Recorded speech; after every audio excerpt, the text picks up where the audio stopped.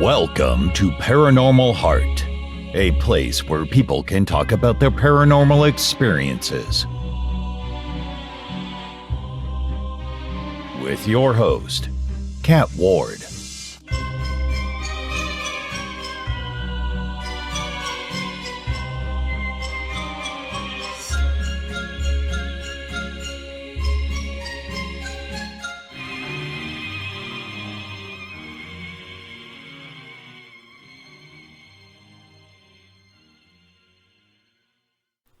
Welcome back, folks, to Paranormal Heart Podcast.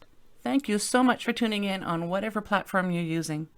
I have a great episode for you tonight. I am joined by Dr. Kelly Renee Schutz, an experiencer herself.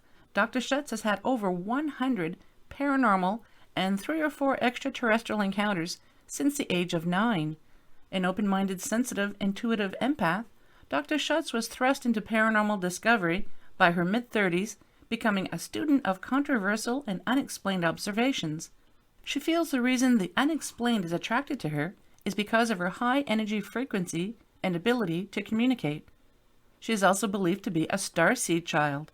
Dr. Schutz, a Minnesota native, hosts and produces a highly ranked show called Paranormal Encounters podcast series, heard on various platforms. She also runs her shows on the ParaX radio network.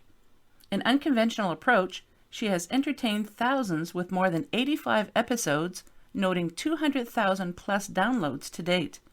Dr. Schutz discusses with me on this episode how she got into the paranormal, her various paranormal encounters, and more.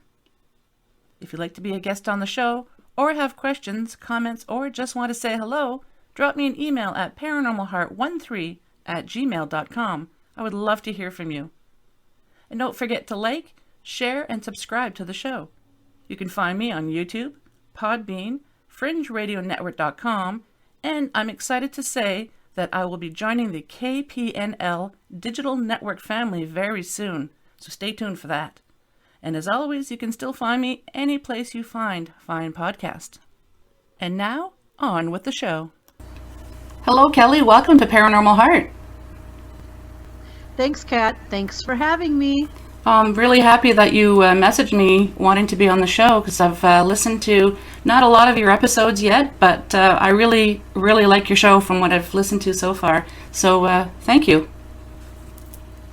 No, thank you. I really appreciate your taking an interest, and I hope that I can give you whatever you need today on this interview. You seem to be very, very knowledgeable in the paranormal, so and of course it's a paranormal show, so that's right up my alley. Would you like to start a little bit about telling us a little bit about yourself before we get into the meat and potatoes of the show? Sure, no problem. So, there's I've got such a lengthy, as they would say, biography of myself.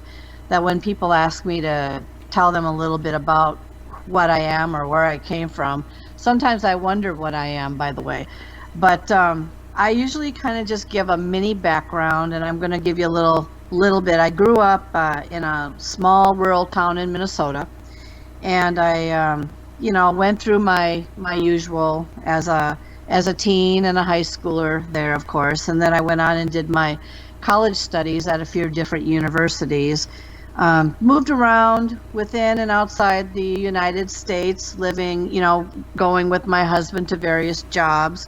And then we have actually lived in Canada. We have in Ottawa and also in Alberta, Maryland, Indiana for a number of years, and we're now back in Minnesota. But over the course of the years, I began educating myself in different types of degrees for various reasons. And of course, as I always told my college students that I taught, I said you should always have plan B in mind, because you never know where you're going to end up and what you're going to keep doing in your life or how to reinvent yourself. So I kind of started out, though, with my interest was in human ecology, which is the study of people.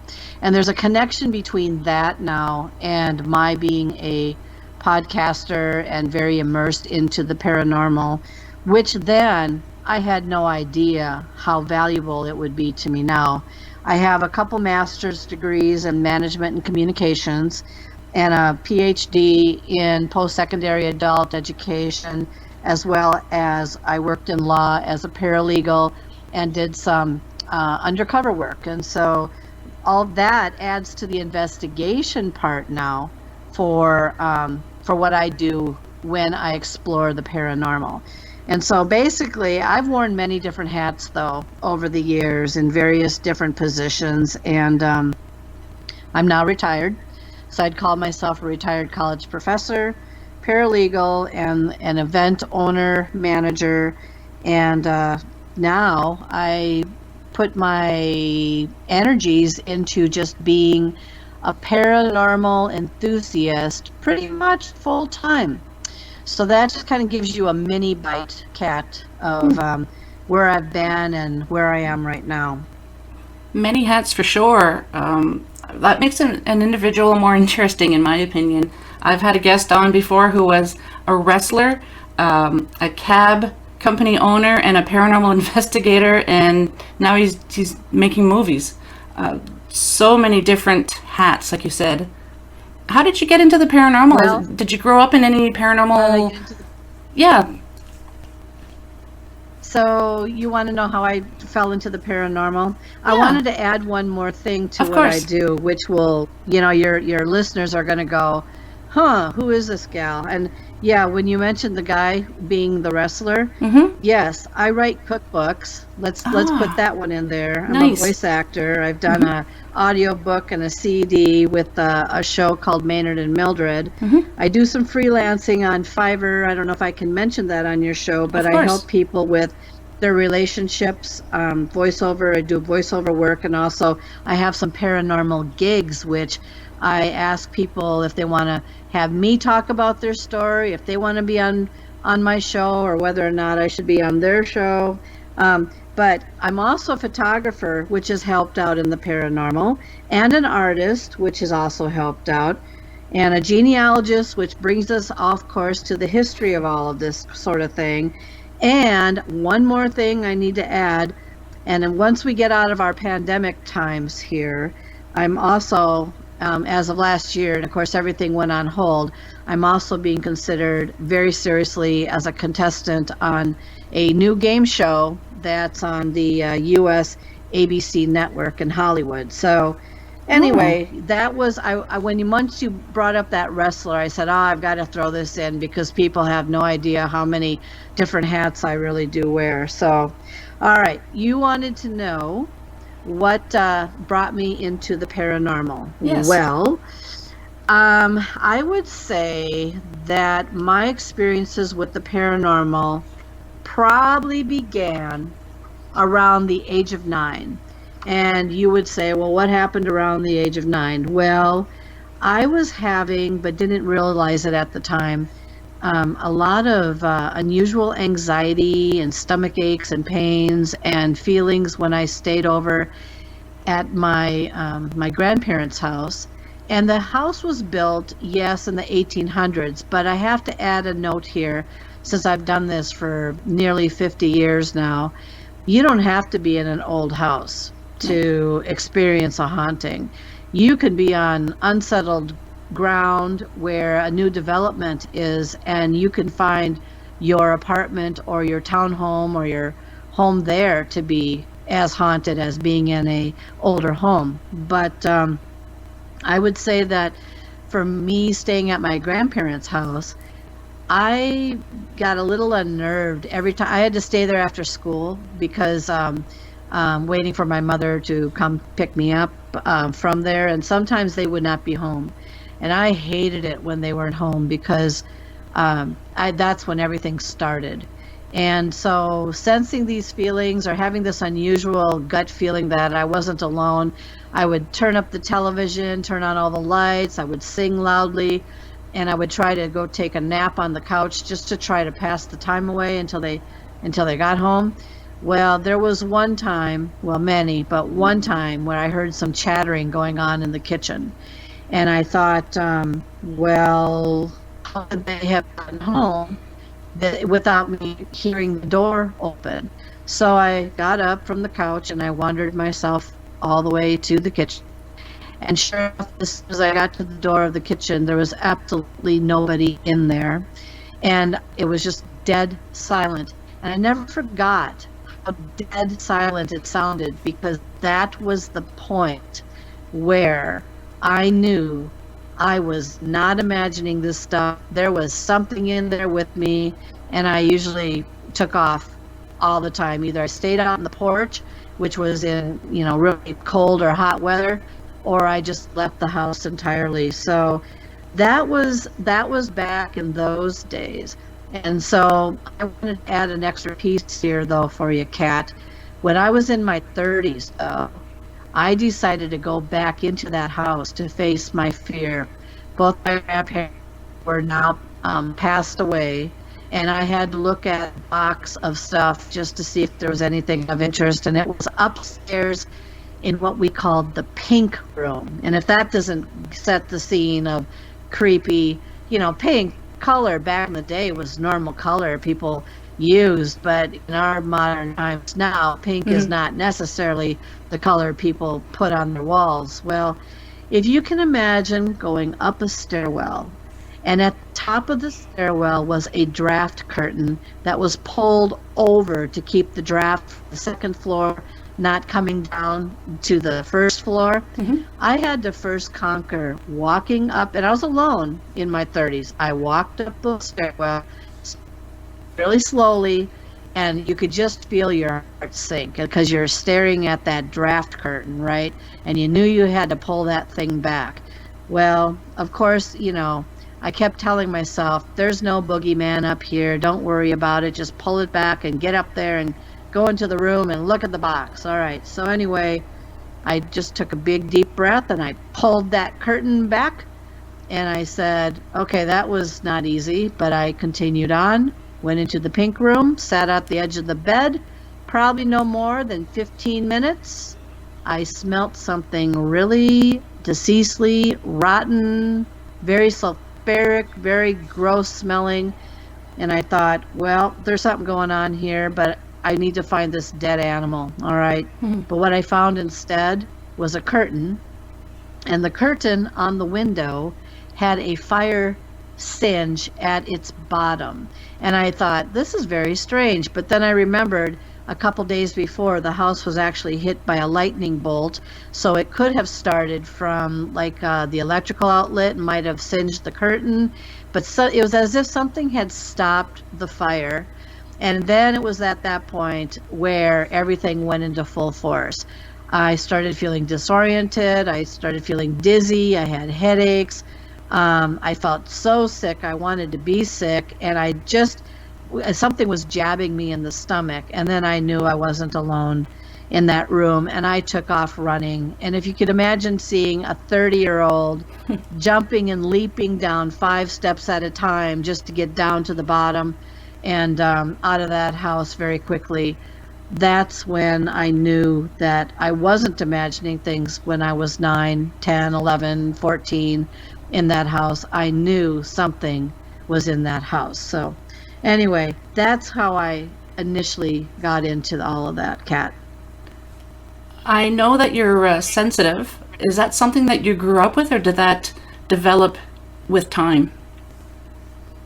I would say that I didn't realize I was sensitive to the level of being psychically sensitive or being an empath until I started looking into this stuff, especially with my experiences over time. And let me add something to that which will help clarify this a little bit more on how I started to blossom as a paranormal investigator or experiencer, as they would say. So when I was 14 years old, my dad, his home, which he lived several miles away, but and we rarely visited there because of the distance, but I went to his childhood home. But it was around the age of 14, though, when we were there visiting once. I was outside, and I walked the property, and I said, just, walked around outside. It was out in the country. It was interesting. We hadn't been there in a lot. I wanted to kind of take it all in. And the house was built like a Victorian house. It was like the premier house of the county, and it was of its time. So it was just a beautifully, beautiful house out in the country. All right. Anyway, I had walked around on the property, and I felt a little creeped out. Now, most people would say, oh, that's because it's unfamiliar. You're just working this stuff up in your mind. Disregard it. But I said at the time, I really wish I could see a ghost.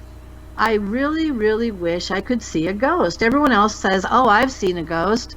And I said, this property's kind of creepy. There's a feeling about it. And it was all built back in the late 1800s as well. And that's a beautiful house, but it's kind of creepy. And so, long story short, it was on May 6th of 2007 when my grandparents both had passed away, and a tornado had ripped through that property, but it didn't hurt the house or the barn or any of the buildings, just the trees were down. And I walked around taking some pictures just to make sure that there was no access to get into the house, because like I said, the grandparents are gone and the house was just sitting there empty for the moment. And I was doing photographs, and I photographed, which I didn't see at the time, I photographed some apparitions that actually showed up in the upper window, but in a screen window, not a glass plate window, but a screened window. And I didn't realize this until I went to get my film developed. Thank goodness for negatives, because that's something that can't be changed. Mm-hmm. And I said, what is up in that window, and how does a ball sit up in the corner of the window? This is very strange. They didn't have a ball for years sitting out anywhere. So anyway, when I blew up the picture on my laptop, lo and behold, there was a young girl around the age of 6 and an older man, very clear, by the way. You can see all their features, staring right at me when I was taking that photograph. It was like he was looking at me and going, who are you? Mm-hmm. And she was looking at me going, hi, how you doing? Oh, and a big smile on her face. And as I looked at that picture, I thought, this is really something else, because those are definitely apparitional faces showing to me. And then I went back to the house by myself. I stood out on the lawn. This was like a day or two later. I went and I stood out on the lawn, and I looked at the window. I didn't see anything show itself, and I didn't the first time either. But I said, do you have a message for me? Because this is really shocking. And all I could hear in the back of my mind was, check the genealogy, check your genealogy. And I thought, check my genealogy? Now keep in mind, I'm the genealogist for the most part in the family, because I've done it for years, and it's very true. I misidentified this young lady in the genealogy, thinking she was somebody else. That's now been corrected, and when I compared her image to the image that I had at the point where she passed away at the age of 10, it was a match. And as far as the older man was concerned, he is either or was my great-grandfather who built that house, traveling with her. She died actually 2 miles down the road in another house at the age of 10, but showed at the age of 6. And he showed at the age in his 60s, but passed away around age 80. And so it was either him or it could have been her doctor. I looked up the doctor as well, by the way. I found an image of him, and it's a coin toss. It was either the doctor traveling with her or my great-grandfather traveling with her. So there you go, Kat. How's that for a starter, huh? Wow. And it doesn't sound like when you see things like this that you're frightened. You look at it from a point of view as like, wow, I need to find out more information about this. I did, yeah, until I started delving into this stuff even more so, and now I'm a little bit more cautionary. But in the beginning, I was very intrigued, yeah. Yeah. I find the more you get into the paranormal, the more you're open, and the more you start, it's almost like the spirits or the entities, for lack of a better term, know that you're aware, and they show themselves to you a little bit more. At least that's what I feel with my experiences over the past few years, is the more you get into it, the more you're open, the more you see things. Yeah, in this case though, I didn't see them. But they showed on the. One of the things that I learned over time is that, and this is for your listeners too, is that you should always go back and relook at your photographs or your images, probably a good up to a year, because nothing might show at first. And a lot of times they say, oh, you're just face matrixing, that's nothing in the window, that's a formation of leaves or this or that or dirt on the window. No, I have to emphasize one more time, this wasn't a window that they were looking at me through. They were looking at me through a screen, and they're clear as a bell. But the thing is that they also have a facial matched, very true. When I ask people to look at the faces, I say, describe to me what you actually see. Now, the first thing our minds will do is create a face, all right? Because that's what we're looking for. We're looking for something familiar. But I didn't know what they looked like at their death. And that I was going to explain too. People ask me all the time, well, why did she look like she was 6 and he looked like he was in his 60s? Well, that's very simple to explain now. Usually when someone passes away, and it doesn't matter from what method, naturally or by suicide or whatever, a lot of times they will show themselves to you when they're most happiest in life or most healthiest in life. And then secondly, as they appeared to be recognizable. And so as we age, let's say we pass away in our 80s or 90s, our features are starting to change so drastically that a lot of times it's hard to determine what you're looking at per se. I'm not saying someone won't show to you at that age. I'm just saying that in this particular case, they showed to me at younger ages and for very good reasons. And so that's part of it right there. But I'm sure there are cases where they will show to you at a point where they were closer to death, and their features might be still though recognizable. Does that kind of help you a little bit there, Kat? Yes, it does. Yes. What you're after. Thank you. Yeah, I've heard of some people say that, like a friend of mine, his daughter is just starting to be sensitive, and in the apartment that they're living in, he tries to not let her see as often as the entity appears, because the entity has like a burnt face and she doesn't want his daughter being afraid, right? So you can be shown different states of their lives. It amazes me. It really does. Like, you could see them when they're at their happiest, like you just mentioned, or you can see them at their worst. Right, and I wanted to add something to that too. So I have talked with a number of people as well, and for those that have actually seen apparitions, that's correct. The message that they're sending to you when you see them with a burnt face or a bloodied face, or you see them with whatever gruesome look, we're even talking half their body or something is wrong with them in some way. The message that they're trying to send to you is a clue as to who they might be and what has happened to them.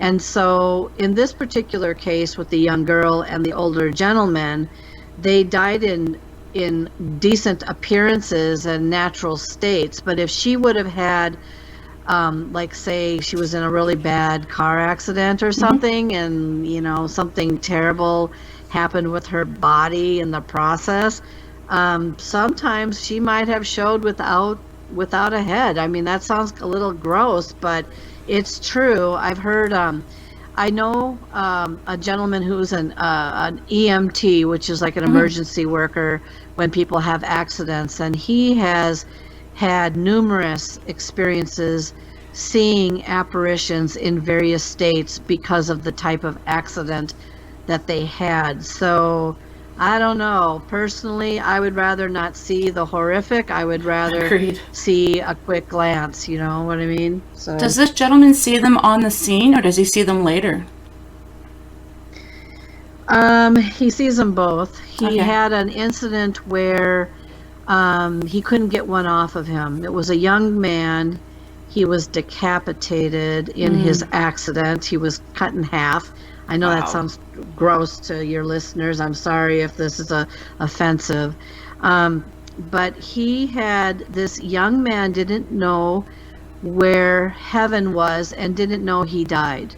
And so once he figured out that he was kind of lost, he attached himself to this emergency worker. And there were times when he would feel this tugging down on one of his legs or something. And when he would look down, he would actually recall or see half of the body that he had to pick up off the road. So, I mean, it's just like, this is kind of horrific That's stuff here. shocking. But, Yeah. but he also told me once, and I work, because I'm retired now, I can do just about anything I want to do of types of jobs. And I work at a state fair in Minnesota. And he was telling me the story once where he was just looking out into the crowd, and he noticed that there was this older woman that kind of looked a little bit out of place. Her clothes were a little bit aged, and they looked a little bit different than what most people were wearing. And then he was just, he pointed this out to another person that was next to him at the time. He goes, "Look over there. Doesn't that older woman look a little bit out of place?" And then as they started studying the image, or what they were seeing a little bit more, they noticed that she was floating amongst the people in the crowd, and she was half-bodied, and she looked like she was somebody from back in the later 1800s, with just floating amongst the crowd.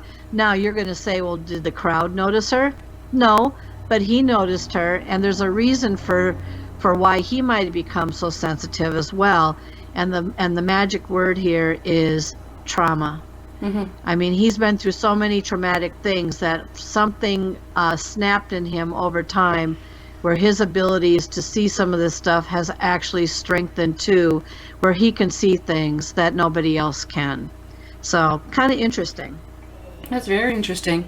And something I've always wondered, and after you mention this, it makes me think that perhaps my idea is correct. When you said attachment, I've always believed that sometimes attachments weren't necessarily a bad thing. And by that I mean that because the entity is attaching themselves to a particular individual because you're seeking help. Perhaps they know that they've passed on, or perhaps they don't know they've passed on, but they know something is off, and they see this person as a bright light, and they think maybe this person can help me figure out what the heck is going on. Maybe they can help me. If they do know they've passed, maybe they can help them cross over. Maybe they have a specific message that they know this individual can pass on. I've always wondered that about attachments. Do you kind of feel that way as well?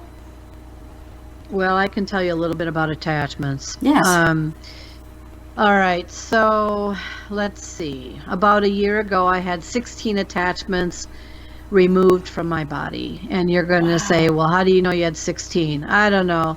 The person who removed them claimed I had 16 of them, but there was one attachment that was really stubborn. And this one apparently was someone, this is coming from someone who was very psychic and who actually has unusual abilities to be able to take attachments off of people. So I'm going to tell you a little bit here about attachments.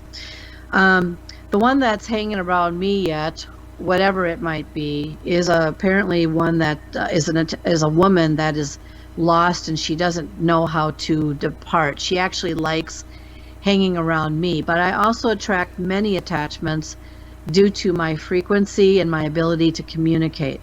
Now, the other thing about attachments, which you have to realize, is that not all attachments are hanging on people for the very reason that they they need guidance.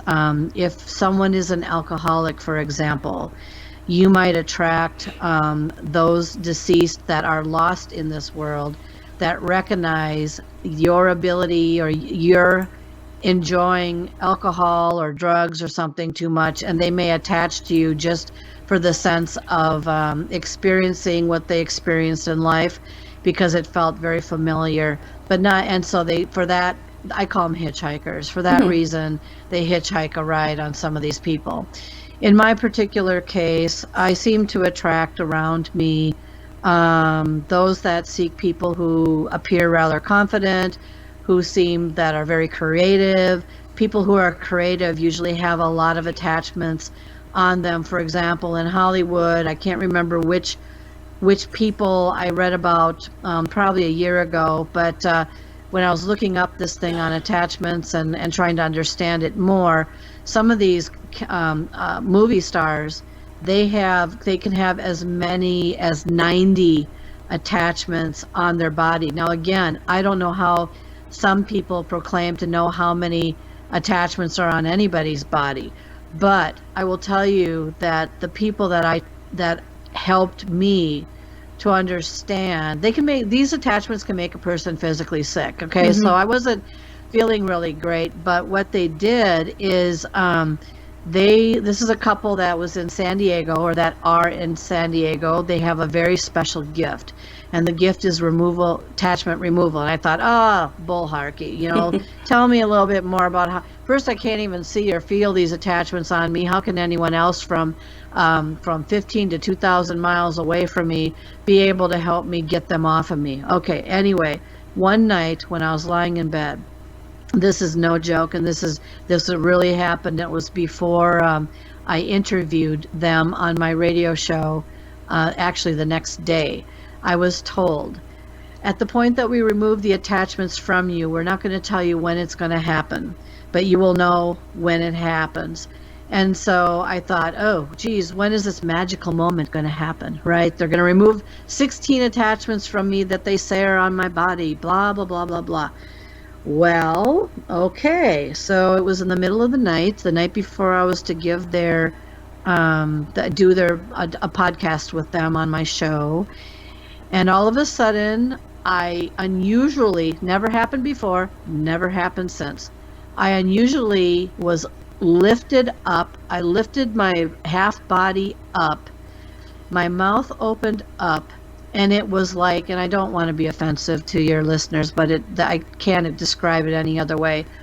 It was as if I was vomiting out gobs and gobs of air from my body, and it just went on and on and on and on. And I didn't wake up. I was in an unconscious, conscious state of being, knowing that I lifted up. It was very bizarre.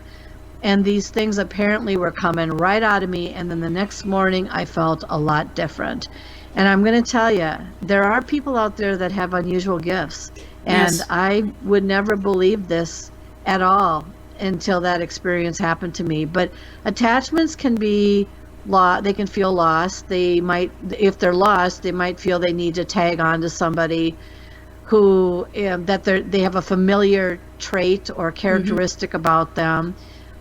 In my case, I attract a lot, but I don't feel them. And apparently I have a woman that's lost right now who just loves to hang around me. But anyway, that's what I know about attachments, Kat. I'm really glad you described your experience with the attachment, because I've never heard it described that way. And I'm very thankful that you went into detail. Yeah, it's I don't think anyone out here knows how many attachments they have to them. I do know that having a lot of attachments, or several, especially, keep in mind too, when I was told that the people down in San Diego, they do a lot of attachment removal from Hollywood television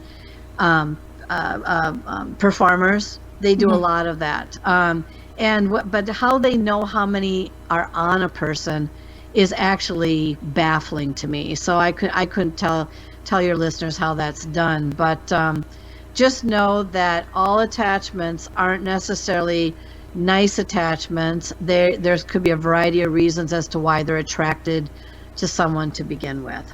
So. Oh yeah, because the most popular attachment that most people have heard of are the demonic attachments, but there are so many different types.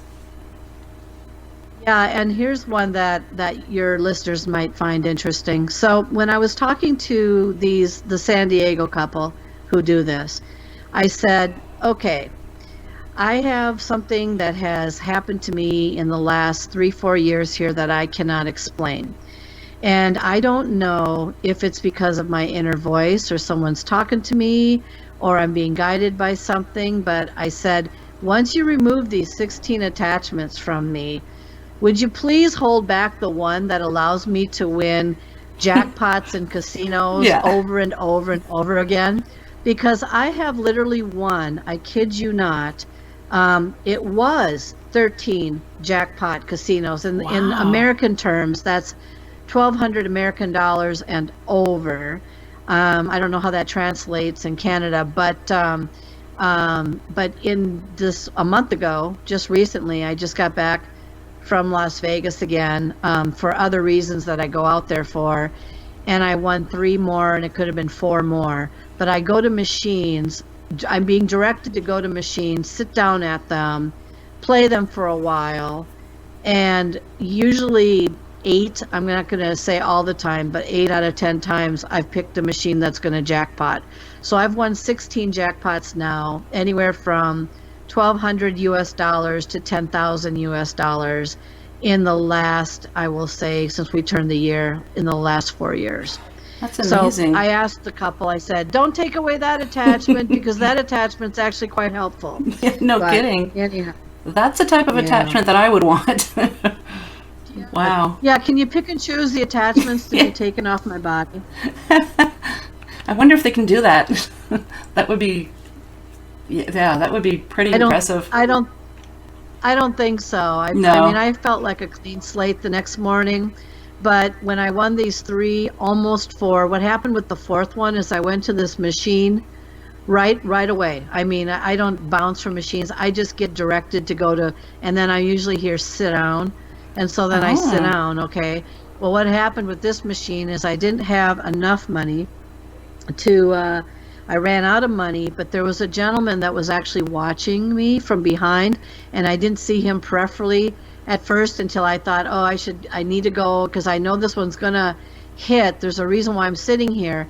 And as soon as I got up to go and get a little bit more cash just to bring back to that machine, he had won the jackpot within like maybe 5 or 6 spins. And my knees went weak. I felt sick. I was angry and upset. I went to the restroom to try to compose myself. I walked back out there, and then the next machine that I was on gave me a jackpot as well. Nice. So the IRS loves me here in the United States. I mean, it's ticket after ticket after ticket, but who knows what will happen this year? Who knows? Wow. Well, I hope you win. I hope you keep winning big. I hope that one monetary attachment is still with you. Yeah, I don't know. They can be good and bad. Sometimes they mess with your energy, and they can actually make a person physically sick. So it's not like you want to have attachments on you. No. Do you investigate? Do you still investigate, first of all? Well, okay, so that's a good question. Since 2007, I started when the apparitions showed in the window. Mm-hmm. I went at this full force. I went to, when we had time, I went to many knowingly haunted bed and breakfasts.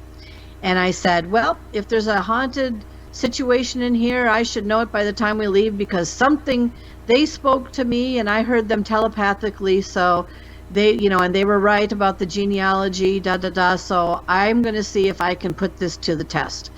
And so I went at this pretty big time, but I'm going to throw in my big old butt now. So I did this a lot, and that's what afforded me the opportunity to have over 100 experiences and 10 books on Amazon, by the way. But we need to throw that in. I went to Wales. My husband and I went to Wales just a few years ago. And it feels like forever, because I do so much in my life that time just feels like it goes back further and further. But anyway, this was a haunted bed and breakfast in Wales that was known to have over 12 apparitions of various ages floating around in their building.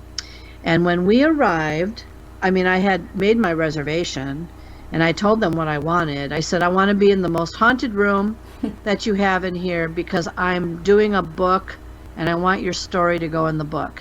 Nope, we can't put you in the most haunted room. Why not? Why can't you put me in the most haunted room? Because it's too scary for people and they usually don't stay in there more than 20 minutes. Good, great. Put me in the most haunted room. All right, so they didn't. They put me in the second most haunted room. All right, so this place when you walk in was probably, I can't remember, 800 or 900 years old. Let's start with that. It was not a castle. It was a structure within a town knowing to be haunted. The whole town was haunted, basically. I can't even remember its name anymore. And as we went upstairs to go to, there's no elevators. As we went upstairs to go to this room that they were going to bring me to, I literally walked through an electrical field where my whole body just exploded with electricity. And at that point, I actually saw and she's in my book, by the way, I saw the face or half face of an apparition literally rush like around a corner. I saw her, and so did the other gal that was bringing us to the room didn't. But long story short, I saw her, and she is in my book, and she matches the picture perfectly. But when we got to the room, and she opened it up, there was just this really dreadful, sick feeling in there. And keep in mind, I had been doing fairly gentle investigations up to that point in various places that kind of unsettled me a little bit and made me a little bit nervous and scared and whatever. But this place actually changed my mind about how I do investigations. So there were a number of things that happened while we were there. We were downstairs eating. The manager came to us and said, could we have your key? The apparition in that room won't let us into the room. I thought it was kind of like one of these carnival tricks that they were trying to play on a person's mind. Went back into the room eventually because the reason why they had to go into the room was there was a light bulb that was out and I needed it replaced. I wanted the light bulb working. And so apparently you have to ask permission to go into this room and be very nice about it. Otherwise, you're going to regret your experience. When we went back up after dinner, there were handprints on my pillow. I thought, my husband said, oh, they're just putting them on your pillow just to scare you. I thought, yeah, it's possible, but I said, I'm not done with this room yet. There's something that I'm feeling in here, and I'm not quite sure what it is, but it feels very dreadful to me. It was at the point where we were going to bed, where my husband threw the holy water and was doing a prayer, that this floor-length Victorian mirror started, kid you not, cycling around in front of my face. And it was kind of like, it went kind of like back and forth with the shoulders, na na na na na, and then it went woof woof a couple times, and I just froze in absolute terror. And what had happened with my husband at that point is he was immobilized, like in a trance. So it was like, what it did is it put him in a trance, and it allowed me to endure this traumatic, unbelievable, never thought I'd see anything like it in my life, movement of this floor-length mirror cycling around, and I went into an extreme panic attack. Now, we couldn't leave. They had already told us that many people come downstairs to sleep on their couches at night when they hear people knock on their door, or they hear children outside their door, or whatever. And I was determined to not run out of that room, because you have to understand, this was a 900-year-old building with a maze. I would not have been able to find my way back down the appropriate stairs to get to the lobby. I would have been lost, literally. And so I freaked out. My husband came out of his trance. He said, I'm going to bed now. And I said, did you not see that? He goes, see what? It literally happened right next to him. So long story short, I felt this thing, whatever it was, hover over me all night long. It was ice cold. I felt it sit on my knees and my legs. Just felt it everywhere in that room, and I begged to just please not hurt me. And I was begging, and I had one of those black masks on, that people wear sometimes when they need the shield. Yep. And I just kept feeling this thing, and I said, I just don't want to see you. I said, I just don't, because, So in the morning, the wardrobe that was next to me that also had a mirror on it was open. The mirror, by the way, just to share a little bit more about this story, I couldn't get out of there fast enough, but I didn't really get out of there fast enough. The manager brought me back up into the room at the point that we were checking out, and she saw how miserable I looked. And I said, "Thank you. I got my story." And then she says, "Can I bring you back up there? I need to ask you a question," because I was telling her about the mirror. So what happens is every time her maid staff is cleaning the room and they're bending over with their vacuum to vacuum the floor, this mirror, what it does is it likes a particular position. It picks itself up, and it literally on purpose bumps the maid staffs in the rear end. And it does that just to be a jokester. But she said that it happens every time she bends over in that area. The thing will lift its mirror up and it'll smack her in the butt every time. And she said, "How do I ask this thing or whatever to stop doing that?" I said, "Well, ask it to stop doing that, or take this mirror and position it in a way where it cannot, it'll have to fight to move itself." So we had a long discussion about the stuff in that room, and I was forever grateful for the story. But ever since that point, I pick and choose my situations to go into to do mini investigations. I don't usually have to seek this stuff out anymore. If I go into any building that is perceived to be haunted, it will come to me. And I'm now starting book 11.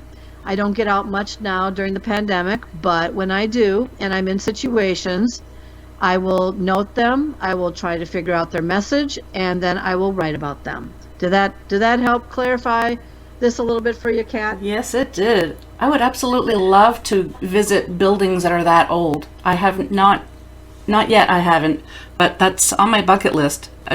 Also because I love the architecture, not just because I'm looking for haunted locations. I love architecture. Yeah, so do I. I do too. I honestly, it's just, if you can get a chance, if you ever get a chance to go over to Europe and you go over to Wales, it doesn't even matter where you go. The place we went after that, we went out into the countryside to, it wasn't even that old. I mean, it was old, but it wasn't 900 years old. They had 80 dogs that, the person who owned the property back in the day had, he was a hunter. So he had hunting dogs, but he had 80 of them, and he had buried all 80 dogs on the hunting dogs on that property. They literally had their own tombstones. They all did. Wow. Well, I had an experience the day after too, and I will tell you, after you've been through a frightening experience like that, and then you're in another haunted building where there's things happening and being pointed out, and then you're trying to go to sleep, and you feel what feels like an animal crawling on top of your legs on your bed, you just about have had enough of investigating for a while. But I have been in all kinds of situations. And again, like I kind of mentioned earlier, you don't have to be I love architecture, by the way, love it. You don't even have to be in an old building to have it be haunted. You just have to understand what you're in, who was in it before, what land you're on, what kind of limestone or gravel stone or whatever you want to call it is underneath you. You have to, if you start understanding a lot of these other things that electrify and bring to us these images because of the electrification in the air or whatever, that helps to manifest this stuff too. So anyway, yeah. Yeah, I get a lot of people that say, I don't know why my place is haunted. There was no building here before we built. I don't know why that hotel is haunted. There was nothing there before. And it's like, well, it's not the age of the building like you had mentioned. It could be something happened on the land. Perhaps you bought an antique, or someone who had negative energy could have walked through that building and just, the residual negativity or whatever is still in that building. So there's so many reasons as to why a person is getting activity. Yeah, let's talk a little bit about antiques, shall we? Yes, please. I love antiques. So do I. I do. I think they're interesting. I don't have very many of them, if any, now in my house. When people go to like an antique store, or they might go to an auction or like an estate auction or something like that, and there's a lot of old stuff there. That stuff to me is really cool. Okay, yeah. And I know a lot of your listeners are probably saying, yeah, pretty cool. But the thing is there is also energy on a lot of these items, and you don't exactly know sometimes who the item technically really came from to start. Ended up in this box, like at an auction, from somebody's house, and it's just being passed along. Well, the number one item, not to scare anyone here, but the number one haunted item, of course, are dolls. And dolls have the physical features, again, of what resembles usually a human being. And because of that, a lot of times, and the energy that was being passed along from the child or the recipient to this doll, depending on their mental state of being, could be a happy haunted doll, or it could be a terrifying haunted doll, or an angry one. Well, wood is the next thing that absorbs a lot of the oils and energies from our body, and then it goes down from there. But it's best to kind of do what is called a dry salt cleaning, or a very, very minimally wet salt cleaning on your items when you get them. So that way, if there's anything that might be residual, that might be on top, might be on them, in some cases will be taken away. Now, I had a haunted doll, not me personally, really? My mother did. And it's in my book. Yeah, I write all about it. This haunted doll was doing all kinds of stuff on my childhood property. And I recently, within the last 2 years, removed that doll from the property, figured out something was coming from this doll, removed it from the property, took it about 125 miles away, wrapped it up, and unfortunately I threw it into a dumpster. But the thing is, and sure, wasn't really happy with me about that, people will ask all the time, should I throw it in the river? Should I burn it? What should I do with this haunted item if I think it's haunted? How do I get rid of it? Well, I'm not an expert on how to rid haunted items, especially if they reappear and show up. I'm still waiting for this thing to reappear on the property from 125 miles away. But you might want to look some of this stuff. The internet is full of ideas on how you would rid haunted items. But I agree with you. It's wonderful to have antiques and stuff, but you also have to be careful of wondering how much energy has been infused onto the item. Exactly. I have this beautiful antique table that someone refurbished, and whenever, I don't have a lot of antiques, just a couple pieces, but even if I'm buying something off of, you have Facebook yard sales and stuff like that, I always sage things before I bring them into the house, because I just want to I just want to cleanse things. And I have lots of crystals in the house. I have selenite is my favorite one. So I always make sure that I do something like that before I bring it into the house. Yeah, the one thing too about the sage, I think we should talk a little bit about saging process here. Mm-hmm. So there's been a lot of reports in the last few years about what does saging really do to anything. And I want to bring this up because they've been talking a lot about this on some of the paranormal programs in the States regarding the use of doing this act of saging. And back in the day, which was not even very long ago, you would hear reports that, if you got anything that seems negative in your house or is, causing a disturbance or a poltergeist or whatever, you should sage your house and try to cleanse it up and make it better. Now, keep in mind that if you do sage, you need to open up a window or a few, because not only is the stuff pretty smelly, but secondly, if this thing were to leave, It needs to be able to pass out of the window or something somewhere. But what I learned just recently, or at least this is what they're trying to talk about now about saging, is that it doesn't necessarily rid anything negative.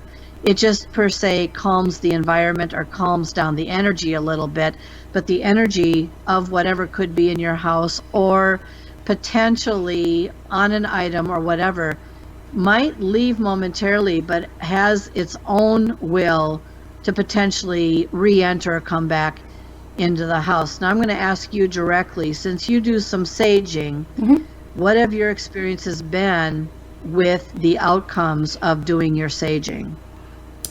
Afterwards, because I sage my house every once in a while, especially when people start getting a little irritated and heated, and especially with COVID, everybody's in the same house for so long now, and just so tempers don't, as soon as I start seeing that people are getting a little antsy and angry, that's when I feel it's time to sage. And I find afterwards the entire house just feels so much lighter, and you don't realize before how heavy the air felt, or the atmosphere felt, until after you've saged. At least that's my experience. Do you open a window? Yes. Because Okay. in my belief and experience, I find if you don't keep a window open, it's like you're trying to cleanse, but if there's any negative here, you're kind of boxing them in, and it's going to get even more intense because they have no way out. Right. That's right. Yeah. Yep.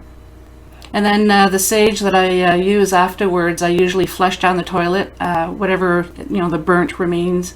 And I usually finish at one particular doorway, and then I just put salt at that doorway. Any particular kind of salt?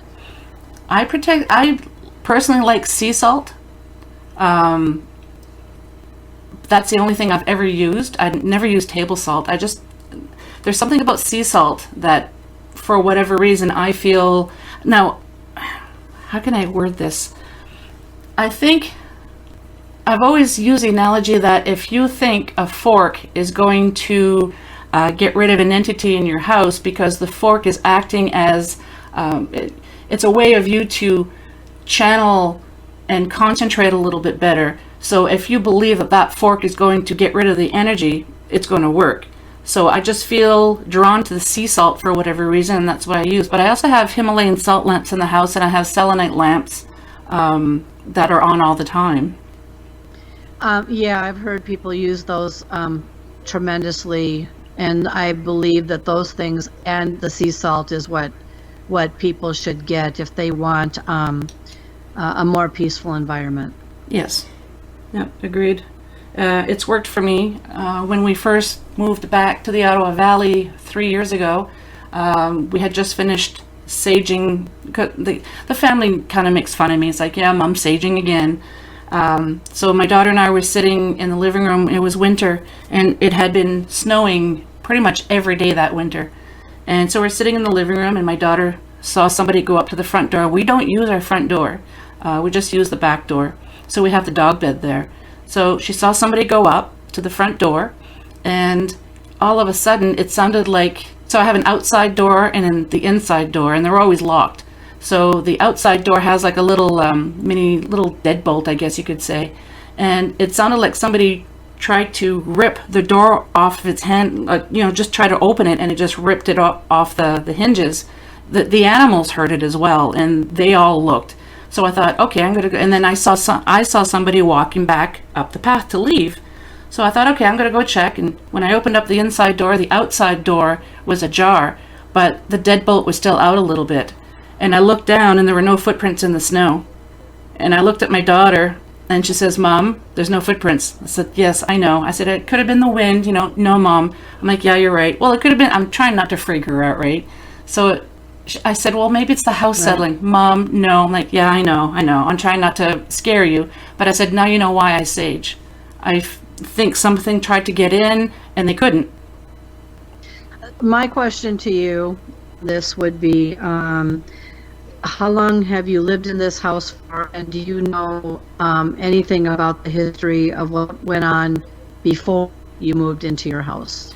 No, I don't. We, at that time, we we had only been in the house a few months, and I don't know any history other than I had met a paramedic one time, and we were talking, and found out that she used to live in this house, and she told us about the mudroom in the back. Used to be just this screened-in porch, but the raccoons kept getting in the summertime, so she decided that she's just going to put up a wall, make it like a nice mudroom, so we got nice patio sliding doors and everything. She's done a lot of renovations when she was living here, but I don't know any history about it. I've been trying to find out, but I haven't been successful. Well, I think that's interesting about the door. Physically and visually, you saw what had happened to the door, and then you also were there fast enough to determine that there were no footprints where there should have been. Now, someone might say, well, how windy was it? Maybe by the time you got over there, the footprints were swept away by the wind because of whatever. I'm assuming you're talking snow here. Oh, yes. And enough to be able to see a footprint. Am I right on that? Yeah. The snow would have been above your ankle, so if anybody would have been walking there, you would have seen the deep impressions in the snow. And yes, there was a little bit of wind at the time, but not enough to be able to cover the footprints had someone been there. And we got there in a matter of a few seconds, as soon as we heard something. And then, it was very, very strange. But the door, like I said, we do not use the front door at all. But I always keep it locked, both doors.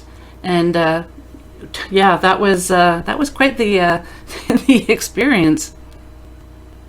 Some people would ask then, okay, so they would.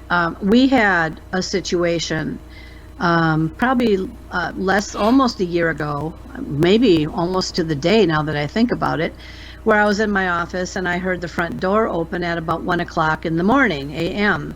And I thought, well, what is my husband doing opening up the front door? And, what is he looking at 1:00 a.m.? Well, long story short, he was in bed sleeping. He heard the door open. He came down we have a long hallway. He came down the long hallway. He looked in my door and he said to me, did you just hear the front door open? And I said, well, I thought it was you. And it was very distinct, right? But you had one more step with your situation. The door actually had some damage, or you could tell that there was something going on with the door, whereas in our case, the door was never opened. It was the sound of it, which could have been a residual sound from whenever, played that night. But then of course I would be asking you questions about moon phases and environmental conditions, and trying to learn more about who was on that land before the home was built, and all these kind of questions would come to my mind. So I actually did not record. If had I been investigating someone else's house, I would have recorded barometric pressure, things like that, the moon phases. I didn't even think to do that in my own house. I just instinctively looked down and didn't see any footprints in the snow. But I didn't do any other investigating other than that. But I knew something tried to get in, because my daughter saw it go up to the door. I didn't see that part. She said it looked like they had a lantern or some kind of a light, and I saw it leave, but she did not see it leave. Interesting. Did you said come up to the door? I was just going to ask you that question too. Maybe it was trying to leave your house and go out that door, and it couldn't get out? No, I don't think so. Because she saw it coming the other way, right? Yeah, because she says, someone went up to the door, and then after that, that's when I saw somebody leave. So, just for the time frame, I know that somebody tried to get to the door and then they left. So. And you said she saw a lantern? Yeah, a lantern or a light source or something. I don't exactly know what it was, but they were holding a light. I'm going to have to ask her some more, and I'm going to have to do a little bit more digging, because I've always wondered who it could have been. Did this happen? That happened 3 years ago. 3 years ago. Yep. Yeah, a lot has happened in 3 years. Yep. Yeah. No, that's fascinating. So the only way that what we would do here just to give you an example, is when I started having poltergeist experiences in our house when we moved in 3 to 3.5 years ago, that kind of thing. And that was also a lot of poltergeists. The people who were in this house before obviously played with the Ouija board, and I could go on about that, but it didn't want me in this house, and it locked me out, and I could go on with a long story about that too. But the one thing, and I lost my train of thought, what we would do. So while this stuff was happening, there came a point where I was out talking to our neighbor next door, because you meet your neighbors for the first time, and that it came up in a discussion where I was being asked by them, what do I do? And I hate bringing up the fact that I'm a paranormal writer or this or that, because you just never know when you're meeting people for the first time what their reaction is going to be to that. Exactly, well, anyway, yeah. it just so happened she was into the paranormal.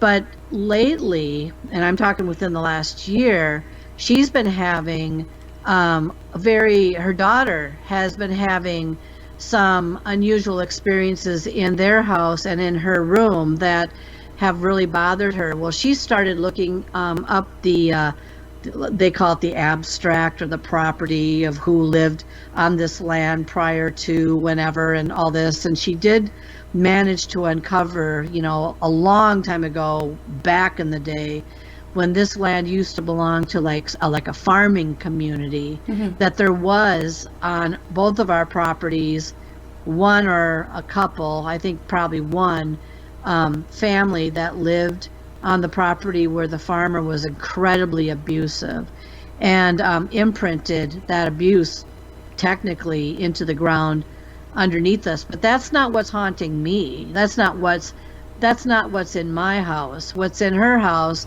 is a little bit more demonic, and a little bit more scary. Her little daughter, who's 10, see, that age attracts a lot of this stuff too. Yeah. Right?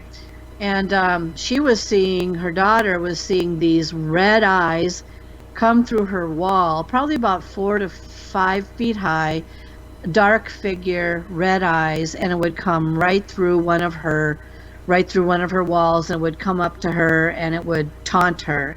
And she got so scared, and she was just freaking out over that. And one day she had a friend over. This was within the last 4 months from now. She had her friend over. They're playing on the floor in her room, and her friend stopped, and she looked right at her and said, "You've got something that wants to talk to me in this room, because something just said to me, we are here." And she said, "I don't want to be in this room anymore." And so she got up, and she actually left the house. This little girl, I don't know, she was probably 9, 10 as well, and she heard, "We are here." But that didn't come from the fact that it was a paranormal entity. I've been having experiences with extraterrestrial situations in my house as well. And I told her, well, that was extraterrestrial. I'm sorry, because I've been dealing with this now for a good 6 months, and started putting up cameras and night vision cameras and everything just to try to capture stuff. And I've captured plenty. And I've had personal experiences with the extraterrestrial now, in addition to the paranormal. So there's more that's going on here than meets the eye. But in your case, with the lantern or the light, and what had happened with the front door, I would be very interested to hear if you can find out more about that land, property, or who used to live there back years ago. So, yeah. I've been wanting to go do some research at the library, but with COVID the past couple of years, it's not as easy. I could probably do some digging online, but I haven't been that successful. I'd like to actually physically go to the library. So once things open up a little more, I'll be doing some digging. Yeah, I think it's interesting, though. Yeah. Can you touch a little bit about the extraterrestrial encounters that you've been having? Well, if you would have asked me, let's see, was it 2 or 3 years ago? I was in Vegas at a conference, and I went to this conference. It was a conference on ESP, consciousness, remote viewing, psychicness, And I felt that I've had enough experiences to try to figure out what was going on with me, and I wanted answers. So I went to this little conference. I think there's probably about 300 of us there, and so anyway, there's a speaker that got up, and he was talking about our abilities to be able to move objects and stuff like that, and then he put us through to do an experiment, which now I know how anyone can do this. Anyone can move a piece of tinfoil on a needle that's stuck into a candle. If you put a dome over it and you just put your hands cupped around you don't touch the glass, but about an inch away from the glass, and you focus on that tinfoil, you should be able to move it with your mind left or right. Well, believe it or not, the experiment does work, okay? But anyway, long story short, he was talking, and I thought, here's an opportunity right now. I'm going to get up and I'm going to ask this speaker, how the heck do you know if this is paranormal or if it's coming from yourself? See, that's where my thinking first started. Is it coming from me? Am I doing this? Is this something inside me? What's going on here? Okay, so I asked him the question, and he looked at me, and he was dead serious, and he said to me, from what you describe with your abilities, I have abilities to do all kinds of stuff, by the way. He said, are you not sure that at some point in your life you were not abducted by some kind of a UFO extraterrestrial force? But of course, what they do is they erase your memory, so you never, ever know that you're going through this stuff. But and that is why you have these abilities now, because he said many of the people that I deal with and counsel or whatever, he said, you're describing exactly what they describe. And so I stood there with my thumb up my nose. I kid you not, because before that point, I really did not believe too much in the UFO alien phenomena, extraterrestrial phenomena, because I felt that you had always had to see the little green men, the grays, or whatever, the spaceship. And then how do you even not know that it wasn't made by somebody in one of our countries or the United States? And so you're sitting here going, well, they're always dabbling into things and they're not telling you what they're doing. But I stood there and I looked back at him, and I absolutely froze in my tracks. And of course, you got a whole room of people staring at you. And I just thought, I think I'll just sit down and shut up for the rest of the conference. But that is what ignited my interest into wanting to learn more about extraterrestrial beings. And one of the things they said too is that they are aware that there's approximately, and this is a long range, 57 is one report, but nearly 100 is another report, of different types of UFO, alien, extraterrestrial, light beings, you name it, that's out there that somehow they figured out or that they're aware of. Now, I'd love to see the report, and I'd like to get the names and what they do and what they look like. That would be really great, because then I'd be able to identify what I'm experiencing. Well, fast forward. All right, so a couple things that happened to me after that conference that started to put this picture together to me a little bit more. Number one, I was in a Las Vegas hotel room, probably on the 60th floor, looking out a window. I usually go to Las Vegas, by the way, to also write my books. There's something about me being drawn back to Las Vegas all the time, other than free rooms now, that bring me back there. And I was just looking out the window, and I'm at the 60th floor, so you couldn't get any higher, really. And I just thought to myself, yeah, this is just kind of unbelievable. I don't really see anything of any sort. But then my lights started to flicker, and I had this, it tapped twice, it knocked 2 times behind my head on the wall, and what was behind the wall was my bathroom. And the paranormal, by the way, they love to hang out in bathrooms, so just an FYI. So I thought, oh great, I've got a paranormal entity in my room, because they're always attracted to me. They will find me wherever I go, they'll follow me, that kind of thing. And I thought, I'm just going to try to force myself to sleep, because I can't stand this anymore. The reason why the lights were flickering is because I could put it on different settings in this room, and had the ability to just put on like a night light, Well, the nightlight was the thing that was, and it wasn't the battery, it was electrical, there was no problem with it. It was just basically something was trying to say, hi, I'm here with you. Well, the next morning when I woke up, and I was there by myself, keep in mind, I felt very different. I felt very cleansed or refreshed, or I just felt different. And so I thought it was paranormal. Fast forward on this experience, I was talking to a woman who's very much into ufology and the extraterrestrial, and she has actually seen these things, and she goes and investigates this stuff.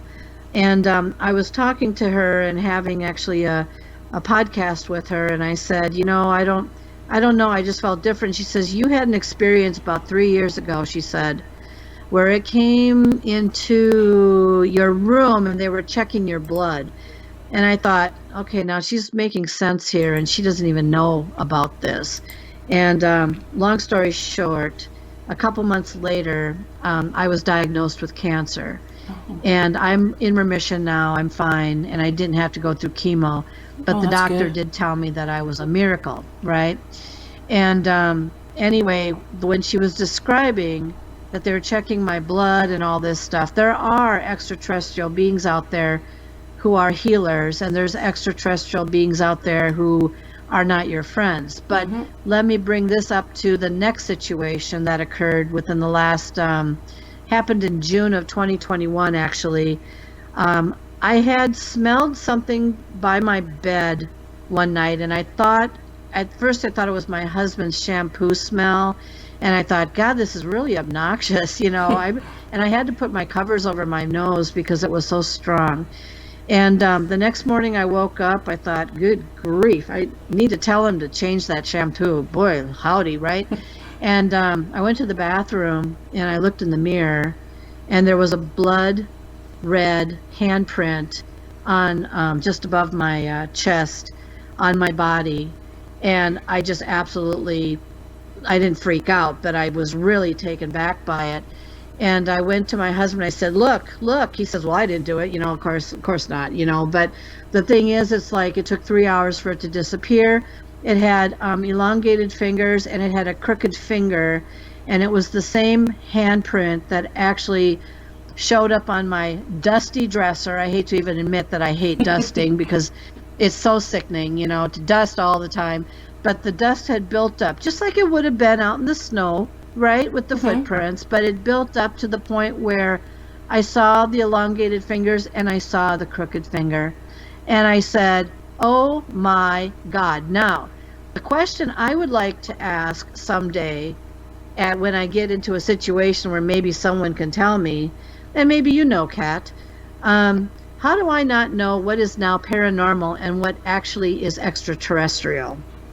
And so I had also, one of the other things I need to add about my third experience is that we had just gotten home from a trip, and I was bringing my luggage upstairs, and the living room was pitch dark.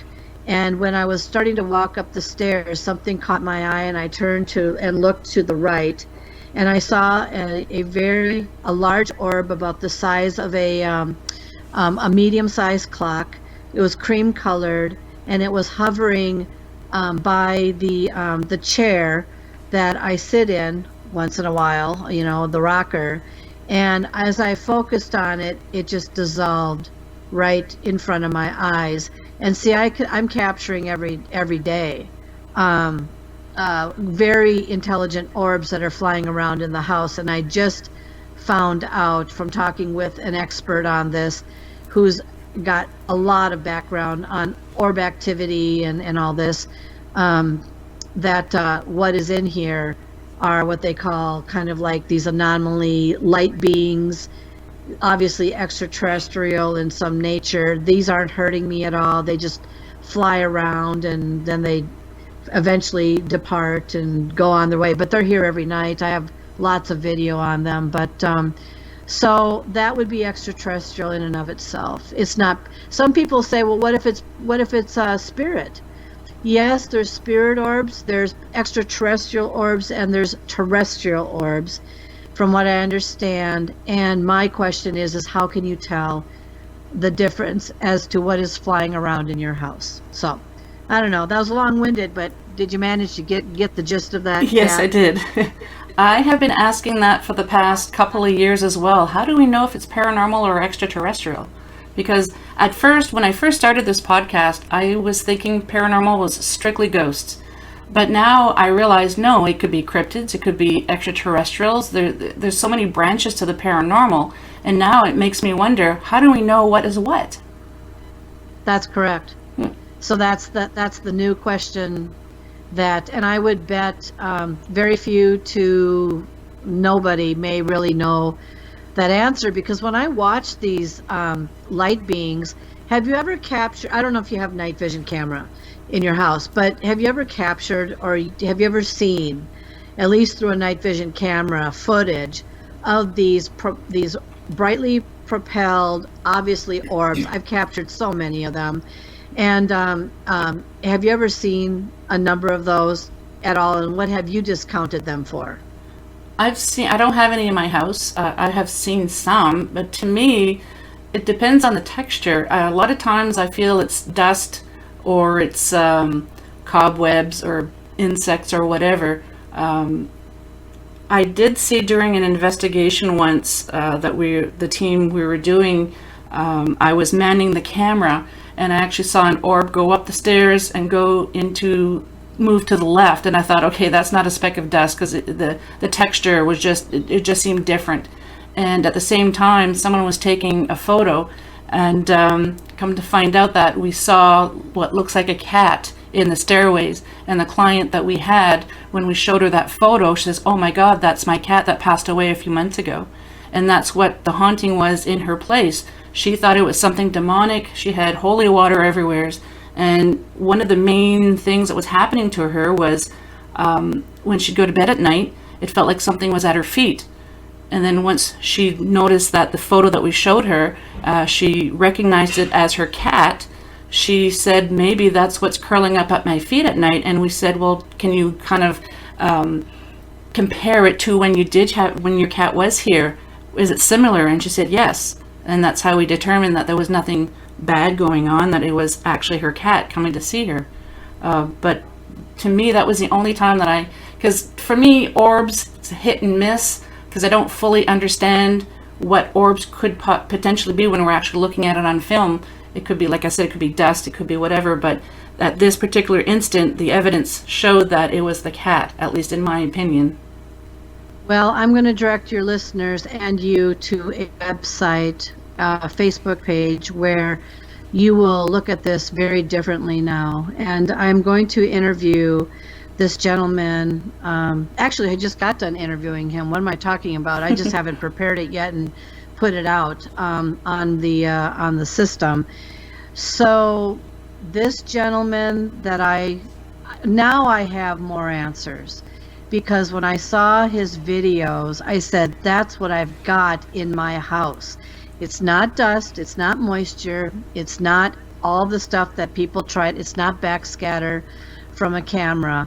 He has the most remarkable extraterrestrial orb/images that I have ever seen in my life. So I'm going to give, if people have a chance to write this down, and I want you to go look at this, because you will now change your opinions about what these things could be flying around in your house. His name is Dale White, DaleWhite. You can find him on Facebook, and how you know that you have the right person is he looks like a bodybuilder. So he doesn't have a top on, but he looks like a bodybuilder. That's him. And if you start going through his Facebook page and scrolling down, you will also see, and I think he's on YouTube as well, he calls himself the Orbologist, Orbologist. And he is going to show you stuff that you have never seen before, but has also answered questions for me about these light beings that seem to love hanging around me all the time. And I would bet, Kat, you have orbs flying through your house like most of us do.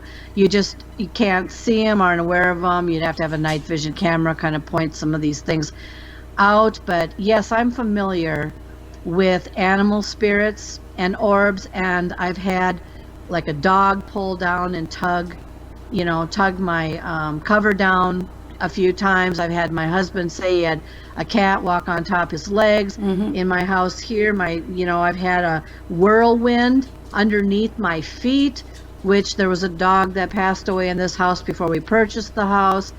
But in talking with Dale, and I hope to get my podcast up relatively soon with him, these light beings are very, very much attracted to especially people that have strong blue auras. Believe it or not, they actually feed on these auras, and they feed on the color blue a lot. They feed on sunlight. At times they pick up on certain things. And he wore these blue, pink, you'll see it in his video. He wore these funky glasses that he bought because he had talked to another orb expert. And when he put those things on, he was absolutely surrounded by these flying orbs. And some people say, oh, that's just dust. No, that you can tell the difference between what is dust and what is actually extraterrestrial. But the big question, of course, goes with back to the spiritual end of it. What if it is your dog? What if it is your cat? What if it is your father? What if it is your mother, your grandmother? Possibility, sure. But there's usually more hints in those cases. The same way they walk, the same pattern they go through, things that give you a hint that it's them. This stuff that I'm referring to, these orbs that are flying around in my house and enjoying the moment, I've captured them flying down the hallway. I've captured them flying past the door of our bedroom, going down to the hallway to go back to my room. Now, he would say, do you have a vortex in your house or a portal? I have been told I have the possibility of a vortex in my house or a portal. But these orbs, when they like to feed on people's auras or energies or frequencies. Go to Facebook, pull up Dale White, look for the bodybuilder, click on his stuff, start looking at what he has, and go on YouTube as well under the orbologist, and you will see stuff you have never seen before. So, along that lines, why were they attracted to him? When a long time ago, when he was in a cemetery, he had a UFO beam literally shine on top of him. It wasn't a helicopter, it wasn't a police copter, it was nothing like that. It was a legitimate UFO force that attempted to try to draw him up into the spaceship, but once he saw the light, they retreated, him and another guy, and then ever since that point, it did something to him where this stuff is very much attracted to him now. But anyway, sorry for the ramble, but that's okay. I hope that gives a little bit to you. Yeah, I brought up his profile on Facebook now, and we actually have a lot of mutual friends, which is funny. Yeah, I'm going to check out that YouTube video. Orbologist, you said? Orbologist, yep. Okay, yeah, I'll check that out. That's awesome. Well, Dr. Schutz, that'll bring you to another level. Yeah, because like I said, the past couple of years, I've wondered, is it how do you know if it's paranormal or extraterrestrials or what? So, and it's something that I've been wanting to research a little bit more. Yeah. Now you put me on the path. Yeah, this will open up your eyes big time. And then let's see, there's another website, maybe you're already on it, that he led me to. This is somebody who, I guess it's called, let's see, I just wrote it down somewhere. It's like something like The Orb Truth or Orb Truth. And then there's some words after it. I can't remember what it is exactly, but if you put in Facebook Orb Truth or on YouTube Orb Truth, it should lead you to, I haven't looked at this person's site yet, but it should lead you to another person who he has been learning from regarding what he's been experiencing with these propelling intelligent like orbs. And there's some more information for you right there. So thank you. I'll go check that out as well. And for you listeners, I'll be adding the links in the show notes. So if you're interested in looking at it, it'll be easy. Just click on it and it'll bring you there. Well, Dr. Schutz, it's been an hour and a half already. Can you believe it? Well, time does fly by when you talk about the paranormal and the sure does. Terrestrial. Yes. Conversations could go on and on and on. But I think I'm going to call it here. I would love to have you on again if you're willing. Oh, I'd love to be on. I'm sure by the next time we talk, I will probably have another round of stories or another element to bring in to what we've been discussing. Probably, and I'm hoping by then you would have been to that conference that they had to cancel this year. So I'm hoping that there'll be better luck. Yeah, let me tell just a 1 minute of it. So it was in Las Vegas this year. It would have been the 4th annual UFO mega conference. I believe I'm still up on the system. I don't think they're even going to take it down. They're postponed it because of mask mandates and pandemic issues, and so because of that they had to cancel it in March. But if you go to www.ufomegacon.com and scroll down to workshops, and then if you scroll down to Dr. Kelly Renee Schutz, you will see my picture and you can click on read more. And then if you go into that, you'll get a whole earful of things we've talked about on this show tonight, and also just anything else that might be of interest. So we hope it's running in 2023. I don't think it's going to be at the same location, but just know that when you go into that site and you look it up, it has been postponed in March of 2022. That's too bad. COVID has put a kibosh on so many great events and investigations, but we'll get through this, and hopefully in 2023 will be much better. Before we sign off, could you tell the listeners where we can find you, and as well as your books? Yeah, sure. Okay, so if you're interested to see my book covers and to hear any of my podcasts, you would go to www.paranormaluniversalpress.com. And when you're on that site, you're going to see a whole bunch of stuff. In fact, Kat, I'm going to have to ask you when you're going to post this so I can add that bit to. I already have you on there, but for interviews. But you can see all my book covers. They're all available on Amazon. But the best books to buy, if you want to buy any at all, Message Received will talk about my extraterrestrial and my paranormal. Manifestations has 4 of the other books in that book, and those two combined are wonderful. And then when you're on that website, go up to the upper right hand corner. You're going to see a tab called Podomatic.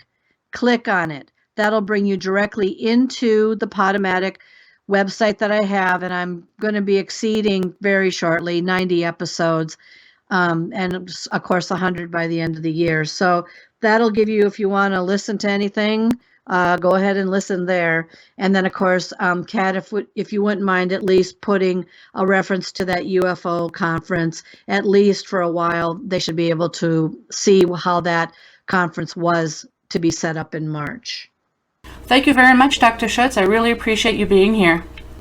Thank you so much for having me, Kat. And again, let's keep in touch for the future. Of course. I really enjoyed listening to you, and thank you so much. No problem.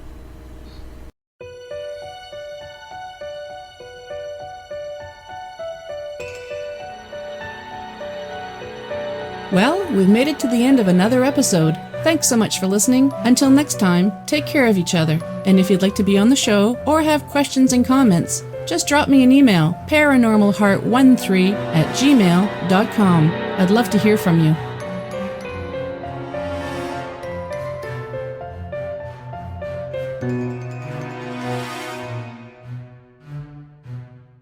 Paranormal Heart would like to extend a special thank you to purpleplanet.com for supplying the music for the show.